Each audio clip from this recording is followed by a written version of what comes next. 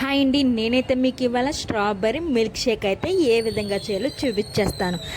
Natural strawberries కాదండి, strawberry crush ఉంటుంది కదా, దాంతో ఏ విధంగా చేయాలో సింపుల్గా ఇంట్లోనే చూపించేస్తాను. ముందుకైతే జ్యూసెస్ చేయాలి, ఐస్ క్యూబ్స్ వేసుకోవాలి, ఇంకా అలాగే ఈ స్ట్రాబెర్రీ క్రష్ ఉంటుంది కదా, సో అది కూడా వేసుకొని నెక్స్ట్ దీంట్లో కొద్దిగా పాలు యాడ్ చేసుకోవాలి. ఇంకా షుగర్ కూడా 1 టేబుల్ స్పూన్ దాకా వేసుకొని, ఎందుకంటే మనం ఇందాక వేసుకున్న క్రష్లో స్వీట్నెస్ ఉంటుంది. ఇంకొక వెనిలా ఐస్ క్యూబ్ కూడా వేసుకొని మొత్తాన్ని మిక్సీ పట్టేసుకోవాలి. ఈలోపు మనం అయితే గ్లాస్కి ఇలాగ స్ట్రాబెర్రీ క్రష్ అయితే యాడ్ చేసుకొని సింపుల్గా డిజైన్ అయితే వేసుకుందాం. ఇప్పుడు ఈ జ్యూస్ వచ్చేసి దీంట్లో గ్లాసులో అయితే వేసేసుకోండి.